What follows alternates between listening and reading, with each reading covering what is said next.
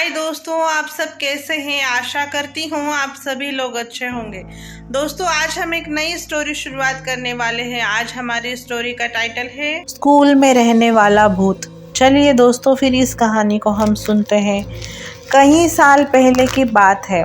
मैं जोधपुर के एक छोटे से गांव में प्राइमरी स्कूल के अध्यापक था। मेरे साथ उसी स्कूल में 5 अध्यापक और थे। उन लोगों की शादी हो चुकी थी और उनका अपना अपना परिवार था और मैं कुंवारा था। मेरी शादी नहीं हुई थी। सब लोग गांव में मकान भाड़े से लेकर रहते थे और मैं स्कूल के पास ही एक अलग छोटा सा कमरा बना हुआ था जिसमें मैं अकेला ही रहता था। स्कूल के चारों ओर खेत और झाड़ियाँ भी थी। स्कूल गांव से थोड़ी दूरी पर था। स्कूल में बिजली नहीं थी और मैं अकेला अपने कमरे में लालटेन जला के खाना बनाता था और खाना खाकर सो जाता था। तभी मेरे एक दोस्त ने बोला कि आप अपना टाइम कैसे निकालते हो? कल से हम लोग खाना खाने के बाद रात में तुम्हारे पास आएंगे। तुम्हारा भी थोड़ा हंसी मजाक में टाइम पास हो जाएगा। दूसरे दिन स्कूल से छुट्टी होने के बाद घर पर जाकर खाना वाना खा के अपने कहने के अनुसार मेरे सारे दोस्त रात को 10 बजे मेरे घर पर आ गए और हम लोग बातें करने लगे। थोड़ी रात बीत गई, तभी हमारे एक मित्र ने कहा कि यहाँ पर ना तो बिजली है ना तो टीवी है। हम लोग बैठकर यहाँ पर क्या करेंगे? चलो आज हम लोग थोड़ी मस्ती करते हैं। दूसरे मित्र ने बोला, हम अपने साथ ताश के पत्ते लाए हैं। चलो ताश के पत्ते खेलते हैं। और हम लोग धीमी लालटेन को जलाकर उसके सामने बैठकर ताश खेलना चालू कर दिया। थोड़ी देर बाद गर्मी लगने लगी तो हमने सारी खिड़कियां खोल दी तो अचानक हवा आने लगी और हम लोग ताश खेलने में व्यस्त हो गए। तभी हमारे तीसरे मित्र ने बोला कि हमारे पास बीड़ी और माचिस भी है।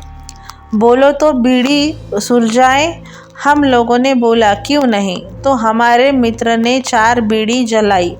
सबने एक एक बीड़ी अपने हाथ में ले ली। तभी एक मित्र ने बोला, अरे मुझे भी तो पिलाओ। हमने हंसकर बोला, क्यों मजाक कर रहे हो? अभी तो तुमने बीड़ी अपने हाथ में ले ली थी। तो उसने बोला कि हमको तो दिया ही नहीं। हमको किसने दिया? हमको दिया ही नहीं।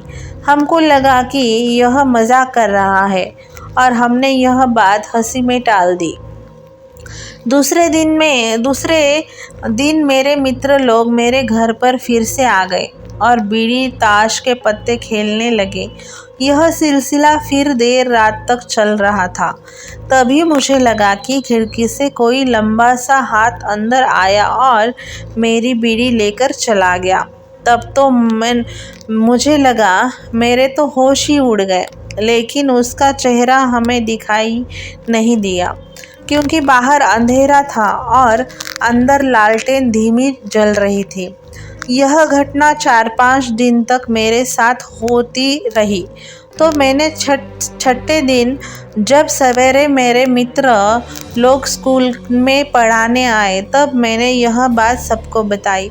सबने बोला, हाँ मैंने भी सुना है कि स्कूल के अंदर किसी अध्यापक ने किसी कारण जहर खाकर आत्महत्या कर ली थी और उसी की आत्मा आज भी स्कूल के आसपास भटकती रहती है। तो एक दिन एक मित्र ने बोला, आज हम उससे पूछेंगे कि आप कौन हो। क्या पता कोई आदमी ही हो और हमारी तरह वह भी रात में टाइम पास करने आता हो। हमने बोला कि ठीक है।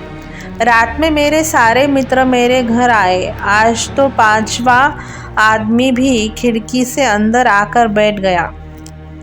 हाथ में ताश खेला और बीड़ी भी पिया। जब खेल खत्म हो गया तो वह खिड़की से बाहर जाने लगा।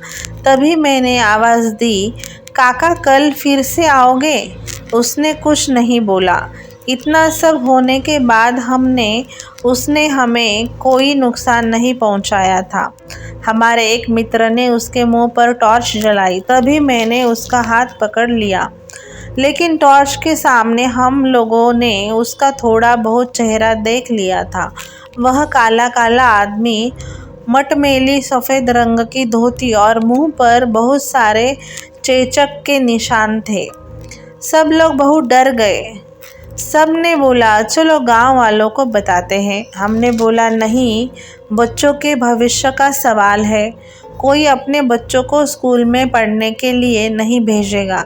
तभी एक मित्र ने बोला, चलो कल से जहाँ पर यह जलाया गया था वहाँ पर बीड़ी, माचिस, ताश के पत्ते रख देते हैं।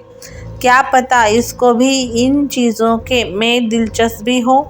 दूसरे दिन हम लोगों ने ऐसा ही किया, तो रात में वह अंदर खेलने नहीं आया। हम लोग ऐसा 4-5 दिन में एक बार रख के जाते थे। एक बार गांव वालों ने देख लिया और पूछा तो हमने सारी बातें बता दी। तब से आज भी वहाँ पर गांव वाले बीड़ी, माचिस, ताश के पत्ते हफ्ते में एक बार ज़रूर चढ़ाते हैं और आज भी वह आत्मा किसी को परेशान नहीं करती है। आप सबको आज की स्टोरी कैसी लगी? आपको आज की स्टोरी अच्छी लगी हो तो कमेंट करना ना भूले, कमेंट बॉक्स में कमेंट करना ना भूले। और दोस्तों, आप हमारे चैनल पर नए हो तो हमारा चैनल सब्सक्राइब करें, लाइक करें और ये कहानी अपने दोस्तों के साथ शेयर करना ना भूले। कल मिलते हैं एक नई कहानी में, तब तक के लिए बाय दोस्तों, अपना ज़रूर ख्याल रखना।